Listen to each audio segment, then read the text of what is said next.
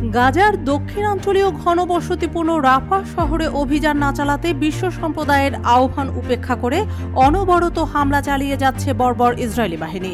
এই অবস্থায় অনেকটা অপ্রত্যাশিতভাবেই ফিলিস্তিনে যুদ্ধবিরতির প্রস্তাব ঘোষণা করে যুক্তরাষ্ট্রের প্রেসিডেন্ট জো বাইডেন।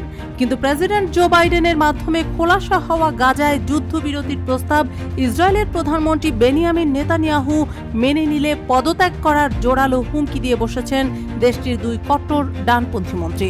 ১ জুন শনিবার ইসরায়েলের মন্ত্রিসভায় তারা সরাসরি এই হুমকি দিয়েছেন। ফিলিস্তিনের অবরুদ্ধ গাজায় প্রায় ৮ মাস ধরে যুদ্ধ চলমান। এই যুদ্ধকে অব্যাহত রাখার জন্য ইসরায়েলকে পেছন থেকে শক্তি জুগিয়ে আসছে খোদ মার্কিন প্রেসিডেন্ট জো বাইডেন। তবে এবার গাজায় যুদ্ধবিরতির জন্য নতুন রূপরেখা তুলে ধরেন তিনি। গাজায় চলমান যুদ্ধের অবসান ঘটাতে গত শুক্রবার একটি প্রস্তাব উত্থাপন করেন বাইডেন। প্রস্তাবে প্রথমে ৬ সপ্তাহের যুদ্ধবিরতি এবং পরে ধীরে ধীরে স্থায়ীভাবে যুদ্ধ বন্ধের বিষয় উল্লেখ করা হয়। তবে মিত্র বাইডেনের সেই প্রস্তাবে ইসরায়েলের প্রধানমন্ত্রী বেনিয়ামিন নেতানিয়াহু রাজি নন বলেই উড়ো খবর আসে। কিন্তু ইসরায়েলের ঘনিষ্ঠ মিত্র যুক্তরাষ্ট্র, যার ফলে এই সম্ভাবনা থেকে যায় যে নেতানিয়াহুর সরকার যুক্তরাষ্ট্রের ওই প্রস্তাব কোনো এক পর্যায়ে মেনে নিতেও পারে।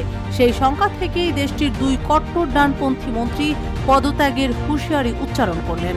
ব্রিটিশ সংবাদ মাধ্যম বিবিসির এক প্রতিবেদনে বলা হয়, ইসরায়েলের অর্থমন্ত্রী বেজালেল স্মোট্রিচ এবং জাতীয় নিরাপত্তা মন্ত্রী ইতামার বেন গভির বাইডেনের প্রস্তাবিত চুক্তির বিরোধী। তারা জানিয়েছেন, হামাস নির্মূলের আগে এই চুক্তি মেনে নিলে তারা পদত্যাগ করবেন। এদিকে ইসরায়েলের বিরোধী দলীয় নেতা ইয়াদ লাপিদ নেতানিয়াহুকে জানিয়েছেন, যদি নেতানিয়াহু এই পরিকল্পনা মেনে নেন তাহলে তিনি সরকারকে সমর্থন করবেন। এর আগে ইসরায়েলের প্রধানমন্ত্রী নেতানিয়াহু জানিয়েছেন, হামাসের সামরিক এবং শাসন করার ক্ষমতা ধ্বংস না হওয়া এবং সমস্ত জিম্মিকে মুক্তি না দেওয়া পর্যন্ত কোনো স্থায়ী যুদ্ধবিরতি হবে না। উল্লেখ্য যে গত শুক্রবার বাইডেন ৩ দফার একটি যুদ্ধবিরতির প্রস্তাব দিয়েছেন। এর প্রথমটিতে ৬ সপ্তাহের যুদ্ধবিরতি, দ্বিতীয় দফায় ইসরায়েলি সেনা প্রত্যাহারের কথা বলা হয়েছে এবং প্রস্তাবের তৃতীয় দফায় গাজার বাড়িঘর, স্কুল ও হাসপাতাল পুনর্নির্মাণের জন্য মার্কিন ও আন্তর্জাতিক সহায়তার মাধ্যমে পুনর্গঠন পরিকল্পনা রয়েছে। তবে এ পরিকল্পনার সমালোচনা করে ইসরায়েলের অর্থমন্ত্রী সামাজিক যোগাযোগ মাধ্যমে নেতানিয়াহুকে উদ্দেশ্য করে লেখেন, প্রস্তাবিত পরিকল্পনায় সম্মত হয়ে হামাসকে ধ্বংস না করে ও সমস্ত জিম্মিকে ফিরিয়ে না এনে যুদ্ধের সমাপ্তি ঘটানো কোনোভাবেই সরকারের অংশ হবে না। একই সুরে কথা বলেছেন বেন গভিরও। তিনিও সামাজিক যোগাযোগ মাধ্যমে লেখেন, এই চুক্তি মানে যুদ্ধের সমাপ্তি এবং হামাসকে ধ্বংস করার লক্ষ্য বাদ দেওয়া। এটি একটি বেপরোয়া চুক্তি যা সন্ত্রাসবাদের বিজয় এবং ইসরায়েলের রাষ্ট্রের জন্য নিরাপত্তার হুমকির সৃষ্টি করে। ইসরায়েলের এই মন্ত্রী সরকার ভেঙে দেওয়ার হুমকিও দিয়েছেন। নেতানিয়াহুর ডানপন্থী জোটের পার্লামেন্ট সংখ্যাগরিষ্ঠতা খুব বেশি না। এর মধ্যে বেন গভিরের ওরজমা ইয়েহুদিত পার্টির 6টি আসন এবং স্মোট্রিচের ধর্মীয় জায়োনিজম পার্টির 7টি আসন রয়েছে।